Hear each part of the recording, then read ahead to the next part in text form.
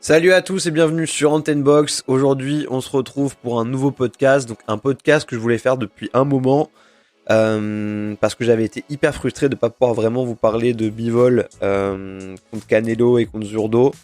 Parce que Bivol, c'est vraiment un de mes boxeurs préférés depuis très très longtemps. Moi, c'est vraiment un boxeur qui m'inspire énormément en termes de style. Donc, j'ai regardé des tonnes de vidéos de lui. Voilà, j'essaie vraiment de mimer un peu ses mouvements quand je boxe, ses déplacements. Voilà, c'est vraiment un boxeur de référence pour moi. C'est typiquement le style que j'adore depuis longtemps. C'est dommage qu'il n'ait pas plus de punch parce que je pense que s'il mettait plus de KO, ce serait vraiment une superstar. On va en parler d'ailleurs après. Après, je pense que c'est pas tant une question de punch parce que je pense qu'il a vraiment de la force, mais que c'est tellement son style en fait veut qu'il ne met pas de KO. Parce qu'il est beaucoup dans le déplacement, dans les moyens défensifs derrière une attaque, il est plus prudent et en fait il va pas aller au bout pour aller chercher le KO. Je pense qu'il va vraiment rester dans la masterclass technique et que c'est son style en fait. Et peut-être que s'il voulait plus, il pourrait mettre plus de KO, mais c'est pas son style d'aller les chercher en fait. Donc voilà, très longue intro là-dessus, mais bref, j'adore Bivol, je voulais vraiment en parler, j'ai pas eu l'occasion de le faire.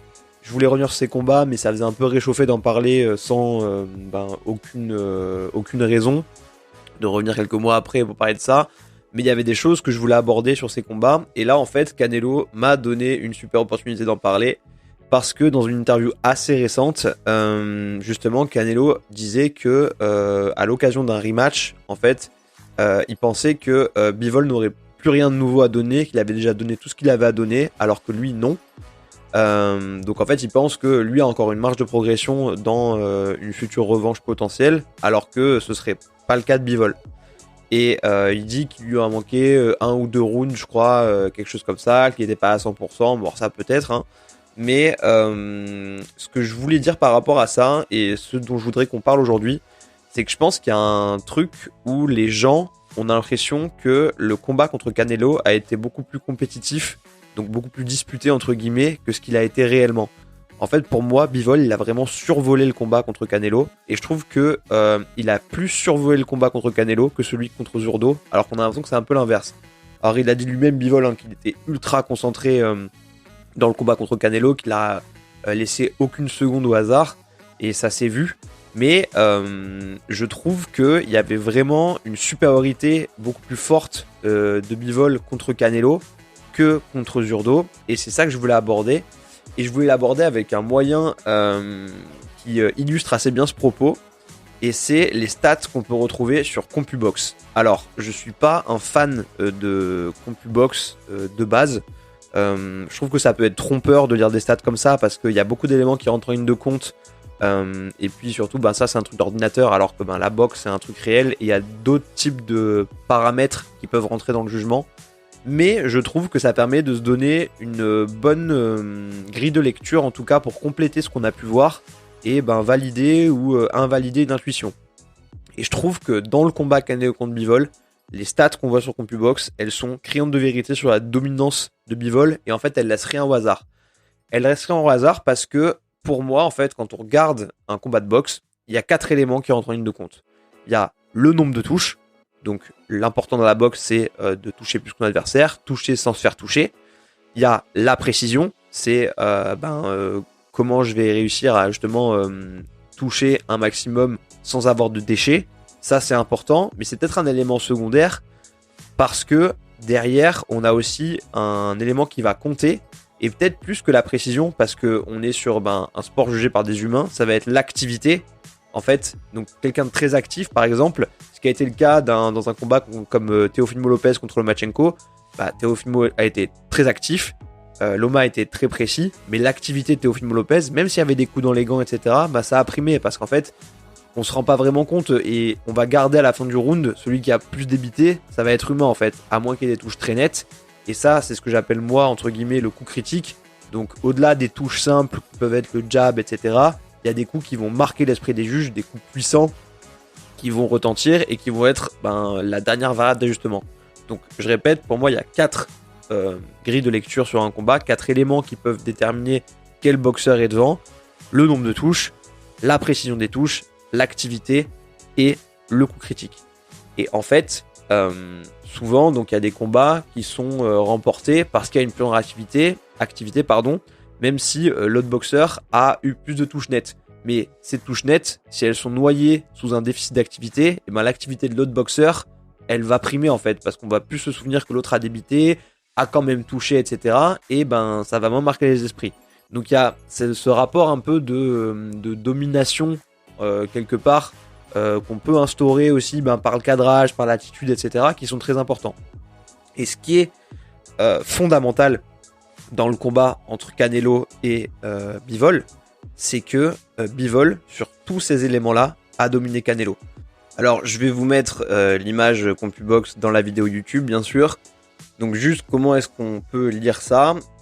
L'erreur qu'on peut faire, c'est d'aller directement à la fin sur le Final Punch Stat Report. Et donc, regarder le nombre de coups totaux qui ont été distribués, donc ceux qui ont été envoyés et ceux qui ont touché. Et se dire, il a mis plus de coups au total, donc c'est lui qui aurait dû gagner. Ça marche pas comme ça parce que la boxe, forcément, c'est au round par round. Donc, mettons, il y en a un au final qui se retrouve avec 200 coups contre un autre qui a 12 coups. Si le premier a mis 200 coups dans le premier round et que l'autre a mis un coup tous les rounds, et ben l'autre aura gagné 11 rounds à 1. Donc, au final, c'est celui qui aura mis 12 coups qui va gagner. Donc, il faut pas faire cette erreur de regarder tout de suite le nombre de punch final, parce que c'est pas la bonne info. Ça permet juste d'avoir une overview sur le combat de qui a été plus actif en général. Ce qu'il faut, c'est regarder round par round. Donc comment on voit ça ?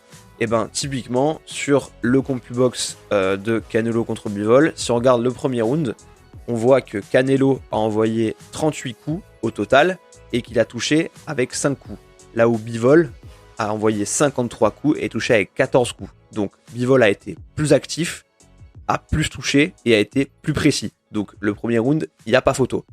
Le deuxième round, Canelo a envoyé 46 coups, il a touché 8 fois, là où Bivol a envoyé 50 coups et a touché 12 fois.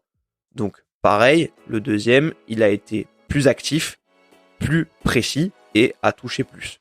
Sur le troisième round, Canelo a envoyé 41 coups, il a touché 8 fois, Bivol a envoyé 60 coups, a touché 10 fois. Donc encore une fois, il a été plus actif, il a plus touché, il a été un peu moins précis, mais là pour le coup la précision, elle s'efface devant le fait qu'il ait été dominant sur les deux autres critères. Dans le quatrième round, 45 coups pour Canelo distribués, 8 coups qui touchent, 51 coups pour Bivol, 10 coups qui touchent, donc encore une fois tout va pour Bivol. Le cinquième, 33 coups distribués pour Canelo, 5 coups qui touchent, 51 coups pour Bivol, 12 coups qui touchent, encore une fois, tous les critères au vert pour Bivol. Sixième round, 45 coups distribués par Canelo, 6 qui touchent. Bivol, 51 coups, 13 qui touchent. Encore une fois, tout en vert. Septième round, 40 coups distribués pour Canelo, 7 qui touchent. 71 coups, 14 qui touchent pour Bivol. Pareil, tous les voyants sont au vert. Huitième round, 30 coups pour Alvarez, 4 qui touchent. 58 coups pour Bivol, 13 qui touchent. 9e round, 52 coups distribués pour Canelo, donc qui a un peu accéléré, qui a touché 10 fois. On a quand même 72 coups pour Bivol, 12 coups qui touchent, donc plus de touches encore une fois, plus d'activité, un peu moins de précision du coup dans le ratio, mais pareil, ça s'efface parce qu'il a été plus actif et qu'il a plus touché. Dans le 10e round, on a 27 coups distribués pour Canelo, donc là il a vraiment commencé à baisser le pied dans le 10, il a eu un coup de fatigue par rapport au 9e, donc 27 coups distribués, 4 coups qui touchent, 48 coups distribués pour Bivol, 6 coups qui touchent, encore Bivol qui est dominant, 11e, 48 coups distribués pour Canelo, 12 qui touchent, 75 coups pour Bivol, 18 qui touchent, et enfin, donc encore une fois un round qui normalement est pris, et enfin dans le 12e, 50 coups pour Canelo distribués, 7 coups qui touchent, 70 coups pour Bivol, 18 qui touchent. Donc en vrai, quand on regarde au nombre de touches, Bivol est sans cesse au-dessus. Il touche plus à chaque fois, il est plus actif à chaque fois et il est plus précis sur quasiment 10 rounds. Et en plus, on se parle d'une échelle de précision qui est minime. Alors ça, c'est sur l'overview global. Après, bien sûr, il faut se regarder, ce que je disais, les coups critiques, parce que c'est ça qui va marquer l'attention des juges. Et ça, c'est ça qui fait aussi que Canelo a quand même pu vivre un peu dans ce combat. Il ne faut pas s'arrêter que au nombre de coups totaux. Et on sait surtout que Canelo, dans ces combats-là, et c'est aussi un point de jugement qu'on va apporter, c'est que Canelo, il travaille en power punch, beaucoup, et depuis un moment. Et d'ailleurs, si vous regardez le nombre de jabs, c'est une catastrophe. Canelo, il a envoyé un nombre minuscule de jabs, et surtout, il a touché quasiment jamais avec son jab. Il a un seul jab qui passe dans le premier round, un seul dans le deuxième, 0 dans le troisième, 1 dans le quatrième, 1 dans le cinquième, 2 dans le sixième, 1 dans le septième, 0 dans le 8, 2 dans le 9, 1 dans le 10e, 0 dans le 11e et 0 dans le 12e. C'est abyssal en fait d'avoir si peu d'efficacité avec son jab pour Alvarez. Et je pense qu'en ce moment, c'est un des gros problèmes de Canelo. Et donc, comme on disait, Canelo, ce qu'il fait aussi depuis un moment maintenant, c'est qu'il bloque énormément et il va remiser en power punch. C'est ce qu'il va chercher. Et donc, on voit qu'en power punch, c'est là où il a mis quasiment l'intégralité de ses coups. Mais là aussi, en vrai, quand on regarde, c'est très serré avec Bivol. Parce que sur le premier round, on a Canelo qui envoie 17 power punch qui touche 4 fois. Bivol qui envoie 15 power punch et qui touche 5 fois. Donc, il touche plus sur l'activité globale. Avec les autres coups, on peut se dire qu'il est quand même devant sur l'activité. Et plus de ses power punch ont touché. Et en plus, il est plus précis. Donc, encore une fois, ce round-là, normalement, il n'y a même pas photo pour Bivol. Deuxième round, 25 coups distribués pour Canelo en power punch, 7 qui passent. Pour Bivol, 22, 7 qui passent. Ici, pareil, on est sur une activité à peu près similaire en termes de power punch. Il y a égalité, mais plus de pression pour Bivol. Et sur les power punch, pour le coup, je trouve que là, la précision a une importance un peu différente. Parce que justement, quand vous avez des power punch, c'est là où vous êtes plus exposé à des contres potentiellement. C'est là où vous mettez plus d'énergie. Donc, il y a quelque part plus d'intérêt à être juste, à être précis et à pas les envoyer pour rien. Donc il y a plus de maîtrise technique à avoir de la pertinence sur ces power punch que juste sur des jabs où on va essayer de travailler pour faire déjouer un peu l'adversaire, etc. Donc sur les power punch, pour le coup, la partie précision a une importance un peu différente pour moi. Ensuite, si on regarde le quatrième, donc 20 coups puissants pour Canelo, 7 qui passent, idem pour Bivol, donc là on est sur un résultat pareil, mais encore une fois l'activité de Bivol au global avait été bien supérieure. Sur le cinquième, 10 power punch pour Canelo, 4 qui passent, on a 21 power punch pour Bivol, 9 qui passent, donc ça il n'y a pas photo pour Bivol. Sur le sixième, 18 power punch pour Canelo, 4 qui passent, 15 pour Bivol, 5 qui passent, donc encore une fois il touche plus en power punch, avec un ratio de power punch à peu près similaire et une activité globale beaucoup plus forte pour Bivol. 7ème round, 20 power punch distribués pour Canelo, 6 qui passent, 34 par Bivol, 12 qui passent. Sur le 8ème, 17 distribués par Canelo, 4 qui passent, 28 pour Bivol, 11 qui passent. Donc là, sur le 7, le 8, il y a vraiment une grosse domination de Bivol.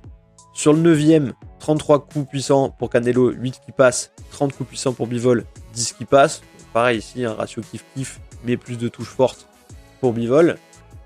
11 pour Canelo dans le 10ème avec 3 qui passent, 14 pour Bivol avec 4 qui passent. Donc encore plus pour Bivol, et des ratios à peu près similaires, mais là pour le coup, même Bivol est encore plus, est plus précis, pardon. Dans le 11ème, 37 coups puissants pour Canelo, 12 qui passent, 33 pour Bivol, 12 qui passent, donc égalité, plus de précision pour Bivol, moins de déchets sur les coups puissants. Et enfin, dans le 12e round, 33 coups puissants pour Canelo, 7 qui passent, 31 coups puissants pour Bivol, 15 qui passent. Donc, je suis pas là pour vous dire que Bivol a gagné tous les rounds, parce que c'est pas ce que moi j'avais vu sur le combat, mais j'avais vu quand même une belle domination de Bivol. Mais c'est pour vous dire, si au final, on regarde vraiment les stats, elles sont implacables sur la domination de Bivol. Bivol a été meilleur dans tous les domaines. Il a été plus actif au global, il a plus touché Canelo, que ce soit sur de l'activité standard ou sur des power punch. Il a été plus précis sur les power punch que Canelo et en a mis plus, avec une à peu près similaire activité.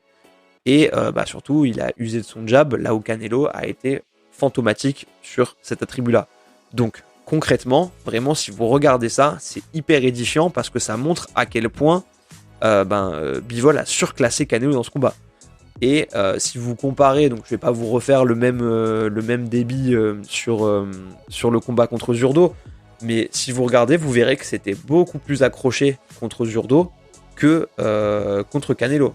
Donc en fait, on a l'impression qu'il y a eu une masterclass de Bivol contre Ramirez et un combat très accroché contre Canelo. Alors qu'en fait, celui contre Canelo était encore plus flagrant de domination en fait. Et il y a presque pas eu match en termes de stats. Donc ça, c'est assez impressionnant. Après voilà, je te le redis, les stats dans la boxe, ça fait pas tout, c'est jugé par des humains, donc forcément il y a aussi ce visuel. Mais je trouve que c'est très frappant de regarder ce que ça donne comme ça quand on regarde ce Compu Box. Donc voilà pour le point que je voulais adresser. Je suis hyper curieux d'avoir votre avis si vous trouvez que c'est aussi, comme moi, intéressant. Parce que je trouve ça fou, moi, quand j'avais regardé ces stats-là, je m'étais dit, c'est pas possible quoi, de l'avoir autant dominé. Donc voilà, dites-moi un peu ce que vous en pensez. Sur son avis du coup à Canelo, est-ce qu'il a moyen d'aller chercher plus? J'espère pour lui qu'il a moyen de faire mieux parce que là on voit qu'il y a quand même un gouffre abyssal entre les deux et il va falloir aller proposer beaucoup plus, notamment avec son jab, comme je disais, qui est inexistant. Après c'est aussi ça l'écueil de boxer dans une catégorie comme les mi-lourds pour lui, c'est que il est beaucoup sur du blocage et il va essayer de chercher toujours le power punch. C'est ce qu'il avait commencé à mettre en place quand il a boxé contre Kovalev, qui s'avait avéré payant, mais où il avait beaucoup souffert. Hein. Franchement, si vous regardez le combat, c'est dur parce qu'avec son jab, Kovalev le maintient bien à distance. Il arrive bien à aller le chercher en fin de combat et à le mettre KO. Ce qui fait que Canelo a commencé à avoir un peu trop confiance dans son punch. Et c'est un peu toute l'histoire du run qu'il fait derrière en super moyen. Mais en fait, face à d'autres boxeurs qui résistent à ce punch-là, il a ses limites en fait, Canelo. Et il va falloir qu'il repense aussi un peu sa boxe. Et moi, j'ai peur qu'il reste figé dans ce schéma-là et que, quand on voit ce que Bivol lui a mis là, moi, je pense que Bivol a moyen de réitérer la performance et peut-être même de faire encore mieux. Donc voilà, je peux pas dire l'avenir, etc. Mais en tout cas, c'est mon sentiment. Et du coup, ça fait que je comprends pas trop pourquoi Canelo s'obstine comme ça à vouloir aller combattre en mi-lourd. Mon indicateur, c'est peut-être qu'il a peur que s'il descend pour affronter Bivol, si Bivol descend pour l'affronter en super moyen, du coup il serait obligé de mettre ses ceintures de super moyen en jeu et il a sûrement pas envie de les perdre. Après, comme je disais, c'est quand même assez gonflé de la part de Canelo de mettre les super moyens en pause comme ça, parce qu'il a fait son combat contre Bivol sans jouer ses ceintures. Ensuite il est allé combattre Golovkin pour toutes les ceintures, mais c'était son choix à lui. Il n'y avait pas de mandatory de Golovkin en super moyen, puisque lui, de base d'ailleurs, est un moyen. Et ensuite, lui, il dit qu'il veut récupérer encore un combat contre Bivol. Donc ça va vraiment mettre en stand-by pendant longtemps la catégorie de super moyen. Et je trouve que c'est pas top de sa part, parce que quand t'es champion, tu dois aussi défendre tes titres. Il va sûrement avoir un tune-up fight un peu quand tu vas revenir sur sa blessure, mais du coup, à voir contre qui, parce que c'est pas juste pour les gens qui végètent depuis un moment là-dedans. Et du coup, je pense qu'il a pas vraiment envie de faire ça contre Bivol en super moyen, parce que le risque de perdre toutes ses ceintures, il est trop gros, et je pense qu'il en a conscience. Donc voilà aussi pour mon avis là-dessus. Le dernier point que je voulais aborder, c'est un sentiment personnel que j'ai, et je suis curieux de savoir un peu ce que vous en pensez. J'ai peur que maintenant que Bivol est plus médiatisé qu'avant, il souffre un peu du syndrome que j'ai appelé le syndrome d'Evin Haney, où en fait pendant longtemps, Haney, avant qu'on le voit maintenant dans de grosses échéances, c'était un peu le chouchou de plein de boxeurs, de plein de fans de boxe, en disant Haney il est trop fort, Haney il a une technique de malade, Haney c'est hyper stylé à avoir boxé, etc. Et maintenant, en fait, quand on le voit boxer contre des gros noms, on a une frustration parce que il n'en fait pas assez, parce que il va pas chercher les KO, parce que il donne pas assez. Et comme je le disais tout à l'heure, Bivol, son style justement, c'est pas forcément d'aller chercher les KO, c'est plus d'outboxer les gens, c'est de les rendre nuls, c'est de gérer avec son jab, avec ses déplacements, avec son activité, avec ses capacités défensives, avec ses combinaisons qui sont incroyables. Et j'ai peur qu'en fait, maintenant que Bivol a commencé à vraiment se faire un nom qui va résonner, les gens commencent à être critiques en disant ouais mais en fait Bivol il met pas de KO, etc. Et que ça abîme un peu l'image qu'on peut monter sur lui, où on pourrait retrouver des exigences qui seraient pas légitimes vis-à-vis de sa façon de boxer. Je sais pas si c'est hyper clair la façon que je de le raconter, mais en gros, c'est ça un peu ma crainte, c'est que maintenant qu'il est plus médiatisé, les gens se disent, ouais, en fait, Bivol, il met pas de KO, c'est chiant. Alors que son style, tout en mouvement, etc., c'est ça qui fait que c'est un beau boxeur. Et je pense qu'il va pas changer pour aller mettre des KO parce que c'est pas son style. Et moi, j'ai envie de voir justement son style à lui contre un style à la Beterbiev qui lui va chercher le KO vraiment violemment. Et en tant que passionné de boxe, de boxe vraiment technique de boxe, moi c'est un régal de voir un mec comme Bivol boxer parce que ça montre que la boxe c'est pas juste un sport de brut, c'est un sport d'esthète, c'est un sport de mec technique et que la technique ça prévaut sur la puissance quoi. Et on a souvent tendance à l'oublier et je trouve que des mecs comme Bivol ça fait du bien qu'ils le rappellent un peu souvent. Donc voilà, j'ai juste cette crainte un peu de voir les gens commencer à juger la boxe de Bivol, que le soufflet retombe un peu et que les gens se disent ouais en fait c'est un peu chiant de le voir boxer, etc. Alors que moi je me régale. Mais bon voilà, c'était mon point de vue là-dessus, mon inquiétude pour finir ce podcast. N'hésitez pas à me dire ce que vous en pensez.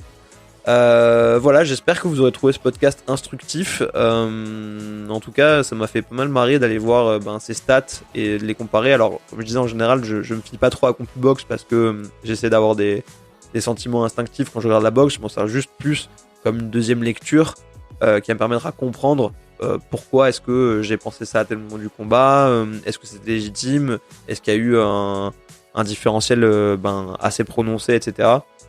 Et comme je le disais, et comme je le répète, je trouve que c'est hyper flagrant dans ce combat entre Canelo et Bivol, et donc du coup ça mérite de l'attention. Voilà pour ce podcast, merci à tous de m'avoir suivi, et je vous dis à très bientôt sur Antenne Box, portez-vous bien, salut.